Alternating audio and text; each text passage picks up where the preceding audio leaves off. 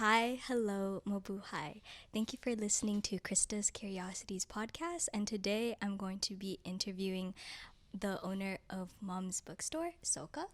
And yeah, we'll just jump right into it. Can you give them a little bit about yourself and like the community work you've done? Yeah. First of all, thanks for having me. My name is Sokha. Should I be looking at you or looking? Okay, should be looking. Okay. Okay. No. Okay. So my awkward. Okay. Sorry. Very, very, Blooper. very, very new to this stuff. Yeah. Of interviews, but my name is Sokha for the third time. And yeah, this is Mams Books. We're an Asian American bookstore located in South Chinatown International District. We're focused on really creating a space for the community, for Asian Americans, and making sure our voices and perspectives are represented and heard. I'm Cambodian American myself, and it's important for me to create space here in Seattle, King County, for especially Cambodians and Southeast Asian Americans, and those often underrepresented or not represented at all within the I think Asian American diaspora. Um, Not sure if I answered your questions, but that You're was the okay. intro. Yes. You said you guys hit the 6 month mark because you guys opened in September. How does it feel now that it's been 6 months? This is so awesome that you're asking me because like there's not a lot of reflection that I'm able to do right now because like my world is moving so fast. I um I work a full-time job and then I also do this as well. So I'm kind of soaking in your question about how does it feel. Um, it feels like successful in a lot of ways. Rewarding. Rewarding.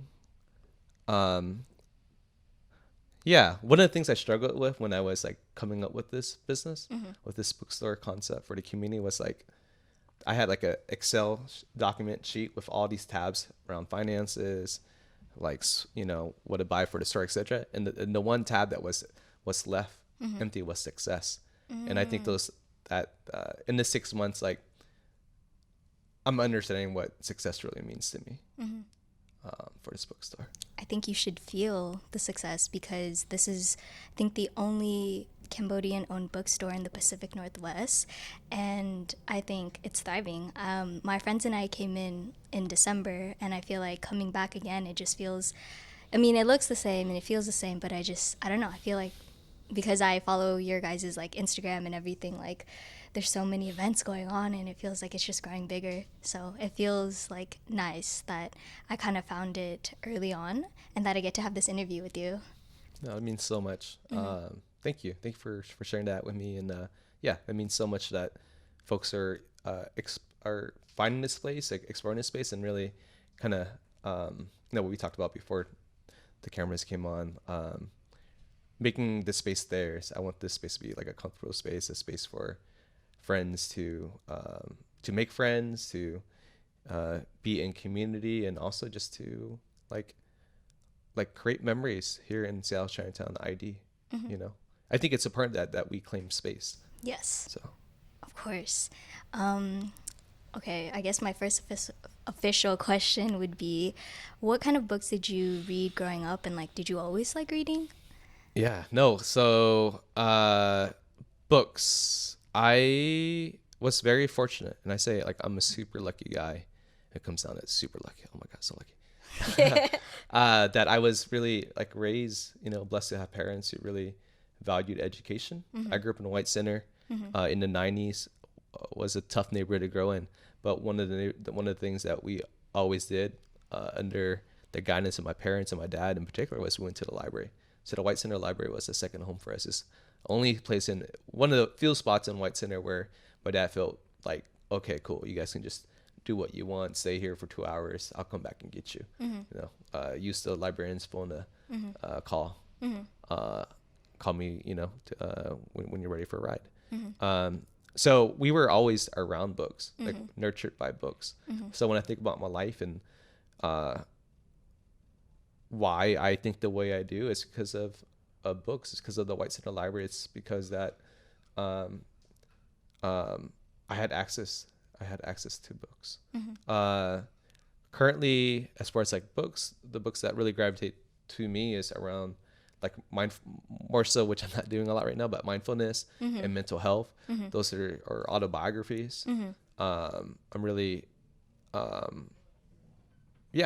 just, books that share people's life experiences, or role models like Martin Luther King Jr., Thich Nhat Hanh. I really just like, you don't got to get to know them and actually, but like their words are are there for you to grow and nourish yourself. So What would you say was like your favorite like genre of books when you were younger then? yeah, oh my god, I love that literary classic. Goosebumps was a good one. I remember distinctly reading like Where the Red Fern Grows for sure. But my favorite genre has always been more like history.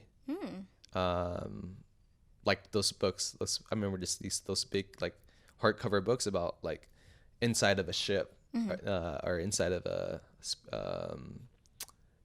machine or something like that. Those have been my favorite. Yeah. I don't think I've met someone who likes those history books. Yeah. Like, because I know when I was younger, I would like only read a lot of graphic novels or like more. I was always into mystery. Yeah. Okay. Yeah. Yeah. But was there ever like a moment when you were younger or like maybe going into high school or college, like did you notice that there weren't a lot of like Asian Americans being represented in books or in like literature? Yeah, no, thanks for that question. I also like mystery too. I mean, the Goosebumps series is really good. I mean, like, of course, like, Where's Waldo? Yes. I mean, instant classic. But now you're talking about the themes around like Asian American identity and yeah, I think, I don't know, you guys remember Doug? Doug was a show on like Nickelodeon. I think I had I remember I was a kid like in third grade and I was thinking like, I think that's when I became aware of like identity, and it's like, and Doug's main character he's looks white. He's a white kid, and I was thinking like, dang, I don't know, I'm ashamed, but I was like, oh, I'm not Doug. Like I want to be Doug, but I'm not Doug. Yeah. So, yeah, I think that starts at a very very early young age. This kind of like, I think I'm the main character, but I'm not the main character. Yeah. For a lot of folks who are not white. Around your question on like Asian American identity, I was feeling like I graduated high school in like 2008, so I think that era was still like, we're not like y'all, like young people, y'all are giving life to, like, I think y'all are like claiming space. I just think it's really like beautiful and like, wow. But it wasn't until like I got into college, I took an American Ethnic Studies class over at the UW, Professor Steve Samita, and I was like, oh god, all this shit I was feeling about being like an outsider, not fitting in society, oppressed. I was like, damn, there are words for it. Perpetual foreigner. Yeah. And then I think college, it was until my early 20s. I was like, damn, like there's an actual, like I'm not unwell. I'm not, quote unquote crazy. I'm not, this is like for real. This is happening, So I think that's just my beginning of, for sure, like at least like the academic level of like Asian American consciousness. For sure. But growing up in White Center, super diverse neighborhood, always been proud of being Asian American representing. Okay, so you're in college and then post-college with that knowledge.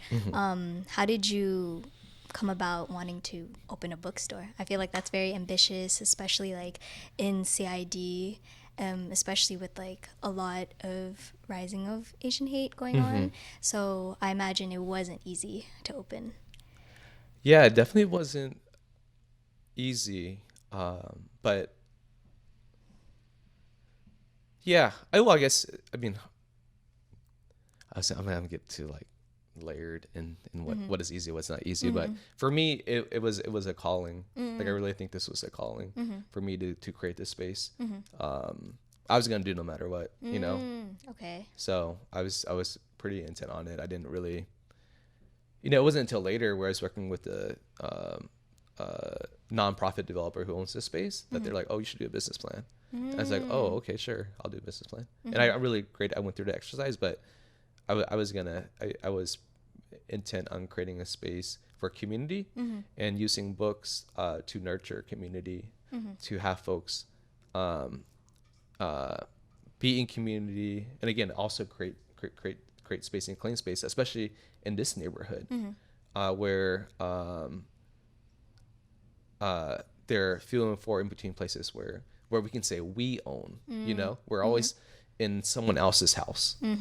So Yeah, when you walk into Mom's, guys, it's very cozy, it's very comforting, and it feels like you're in a relative's like house, like a kickback style. yeah, The aura is very like it's there. The vibes are there. Is all what I'm saying. And I feel like it's a good location too because, and this is when I was researching about like Mums too. They were saying how like in the Kinokuniya, it's like over like it's more Japanese like manga based, and then like at Wing Luke, it's more like classics. But then if you come here, it's kind of like a good combination of both, more contemporary books for Asian and Asian American.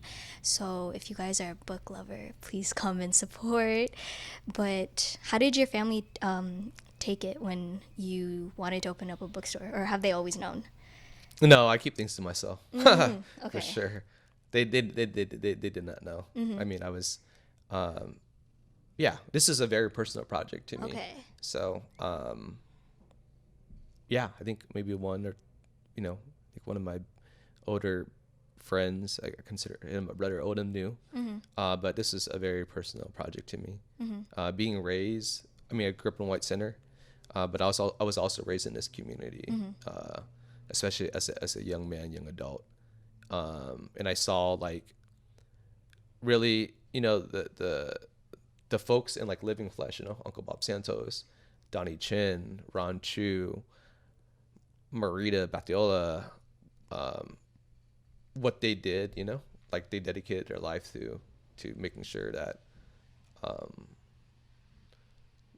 that this neighborhood is here, that our communities are here in here in Seattle. So that's what inspired me. Like these giants, I think I was super,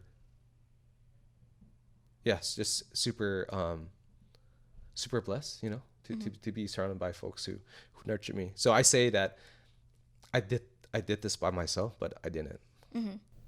Yeah, because when we came in, for people who don't know, Jamar's behind the scenes, and if you're watching, he said hi. But when we came, I think your family was in here. I think it was two of your sisters. One of them had helped me. What are your sisters' names? I forgot to ask when I was here, but she was really sweet, and she helped me pick out what I wanted thoroughly. Yeah, my sisters. Shout out to my sisters. I'm a lucky guy because I have really beautiful sisters. Yeah, my sisters. So I have 4 sisters. If you've probably seen, that was probably Vesna and Linda who were at the shop helping, and then they're behind the scene folks too. Vera and Sokha, who I think nurtured me to become the person I am, and this is why this is here too. Okay. Follow-up question, I guess. You said one of your sisters helps with like the book inventory. What is the process like for that? Because I feel like books like come and go nowadays just because they're trying to make it more trendy. Yeah. But I feel like in here there's like a good mix of like what is classic, what is popular, what is contemporary, and what is Yeah, it's a great question. So I'm not connected. So Kravis, you it's funny, like I'm not connected to the literary space at all, right? I'm just a dude who like wanted first and foremost to create space for our community, for Asian Americans, to represent Southeast Asian Americans, Cambodians. But I'm not like connected. Like, was I a librarian? No. Was I an avid like person who went to bookstores? No. Like, no to all the above. So I'm just like kind of like the furthest away from this space. And I think that's given me actually really a big advantage into seeing like what bookstores can become. And I'll get to your question, but we like roundabout stories. I think that for this space, it was like, how do we create a space where like our communities don't necessarily like go into bookstores. You know, they don't feel welcome, or it's not designed for people who maybe have not been so lucky to have parents who said, oh, you should go to the library and read books. So the design of the space was intentionally designed to make it like a living room vibe. And to get to your question about how these books are curated, actually this is I'll give you a different story, but okay. How these books are created, you know, the North Star is really finding books by Asian American authors and writers. And what you're sharing, we do have like a range of genres, books about Asian American history, activism, big selection of children's books. It's been important to have a space for young families, I think, in this bookstore. So these kids, whether they know or not, they can create core memories of being here in this neighborhood, and they can look back on. And we have a lot of cookbooks. We have a wall of like literary fiction as well. But I think that the true kind of response to your question about how books are selected here, actually, it was super helpful. We had a public school, a librarian, a librarian for, I think, maybe Sal Public Schools or Mukilteo Public Schools, told me that Sokha, like, because I give this whole spiel about like, and Zach, I'm long. Where am I going with Sokha? Anyways, I go like, okay, so these books, like, I want people to feel seen and feel represented. You know, that these are the books that we have. Like, so if you're a Hmong, you're Khmu, if you're Lao, you find a book that you see yourselves in. And then this very, very smart librarian told me, hey, Sokha, like, that's just the first part. The second part is also like, having these books also be a window into other people's lives. So it's not only seeing you, but seeing other people in it. So that's how I think about the selection of books that we have too as well. Yeah, I feel like that's a bit tricky too, because it's like you want your readers to be seen, but you also want them to be able to like find another window or opportunity to see into different lives too, because like it is Southeast Asian like heavy based, and I feel like we always get like grouped up into like the same categories, but that's not always the case. I feel like there's like different nuances, there's different traditions and like cultural ties. And I don't know, I feel like your whole spiel reminded me of like, I was taking a Native American literature class this quarter, and one of the first questions he asked was like, what is literature? And then I feel like I had that first answer of like, oh, it's like literature to be like, to make you feel seen. But then like that librarian said, it's like, yeah, there's more layers onto it though. Yeah, no, praise. Just so lucky to be connected and totally gravitate to what you're sharing in me. Yeah, what is literature? Ooh, yeah, that's a hot one. Oh, you don't have to answer though. That was like a broad question. Yeah, we took the entire 2 hours of class to do that. What is literature? And what is considered great literature, right?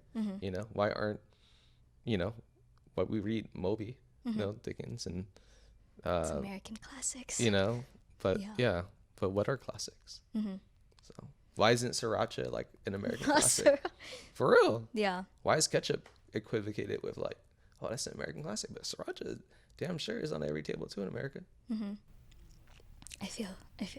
But I guess now that you are at 6 months, what has been like the most challenging and rewarding part about opening up Mums? I think it's been rewarding to see my family in doing this together, just like the potential, like maybe like realizing our potential, to like operate as a family, to operate a bookstore, to have joy and happiness. That's been, I think, in the ongoing experience, not just highs, but lows as well. I think the biggest challenge right now, look at this gentleman with his bag. Moment. Pan camera. Anyways, there's a gentleman with a grocery bag on his head. It's really Where do we start? So, biggest challenge right now is I don't know what this bookstore will become. I think it's for me. Yeah, my mentor Ron Chu told me like this space will have a life of its own. So I'm not sure if that's a challenge or not, but perhaps a challenge for me not seeing it. I like to see things. Big picture, big picture. So yeah, I think that's maybe a more so personal challenge. Yeah. So. No, I feel like I'm the same way. I hate when things are like, it is go with the flow, but it's like it'd be nice to have like an end goal somewhere, or like to see a big picture of something. Yeah. Yeah. There's this fly. But you said that you have like a full-time job on the side, and then Mums is only open on Friday and then the weekend. Do you ever plan to like open Mums for like the entire week, or like I don't know, like for expansion in the future? I think that's a possibility. Yeah, I think that it's all part of like the calculus I'm doing. I failed AP calculus. Just I don't know. I was in AP calculus. I got a 1. You get a 1 for like getting your name on it. Anyways, but I think it's part of the calculus that I'm doing right now about kind of what this bookstore will become. It's a fly. Yeah, I want to. I think, but I'm not sure. I'm just trying to figure out how to sustain this. I think on the weekends right now, but I see it as an awesome potential for this space. Okay, well, to close out, what are some April events that you had told me before the cameras were rolling? Yeah, so April is month. Southeast Asian New Year. So this first weekend in April, we're gonna have Buddhist monks from one of these local temples. I think South Park temple, Khmer temple, come here in this space and bless the space for Cambodian New Year in the new year. And that's gonna be one of the ways we want to show appreciation and gratitude to the community. So we'll have food, and the monks, will bless the people too as well. And then that second weekend of April, we are gonna have the second Books and Beats event, which will be about live music and Asian DJs playing vinyl from Asia. And that's gonna be a really fun event. Yeah, we had really great first event with that, where folks just come out, hang out, listen to music, and check out books. And then the third weekend in April, there's the Asian American Studies Conference happening here in Seattle. So we have back-to-back events. Will from Youth Speaks. They're gonna do an event with someone that they know, a poet that they know. So excited for that. Shout out to Will. Yes, that pretty much wraps up the interview. Do you have any last words to say? Yeah, I've had really thoughtful and kind people enter my life because of this bookstore. It's just us all, y'all. So I'm just super grateful. And anything that we can do to support each other, especially young people, like I'm all for it. Let me know like how you want to use the space and lead, and I'll follow. I think secondly, I want to share a quote that someone shared with me, or wisdom that they instilled in me, and it's like, well, two things. One gentleman said, he came in, he's like, so what's the dream of this space? And that sat with me, and I've taken that and thought about that and stewed on it, and also kind of like, oh, what's the dream of my life? Second thing is super smart, I think doctorate student at the UW, background, his family's from Myanmar, shared with me, Sokha, like here in Seattle, for actually for BIPOC communities, for Asian Americans, there are few spaces that are places of possibility. So he was encouraging me to think of this space as a place of possibilities. Because oftentimes we're in spaces, actual physical spaces and mental spaces where we're like, dang, it's like not a space of possibility. Yeah. You know. So, anyways, I don't know why I shared that. But I'm sharing. No, those are really great quotes. What are the bookstore's hours so that viewers can come and visit? Yeah, come support us. We are Fridays from 4 to 7, Saturdays from 10 to 7, and Sundays from 10 a.m. to 5 p.m. And we do host weekday events. So if you want to reserve the space, feel free to hit us up on Instagram, email, texting. Slow to respond right now, but we'll get back to you. He'll get there. But thank you so much for listening to this episode with Sokha, and we hope that you guys can visit. Please visit, because it's always good to give back to the community. And what better bookstore are you going to find around here that's owned by a really cool guy with his family? Okay, but thank you for listening. Thank you. Oh, that was so good. That was so good. Thank you. You were so like nurturing in the conversations. Thank and you. I like, oh my God, the way you like are trying to create a conversation. Yep. Sorry, can I turn my phone on silent? I know my mom's gonna call me. Sorry about that. I know you turn it on silent. I never turn it. How do you turn it on silent? Do not disturb. Oh, cool. Yes. Thank you. I had no idea. Okay. So you found out that we had that all captured. Yeah, I had no idea. Seriously, wow, that's amazing. Alright. Is that how you turn your phone silent though? Yeah. Oh. Yeah, do not disturb, then it just won't do anything really. Like, Oh, so you didn't even turn it on silent no more? do not disturb. Wow. Yeah.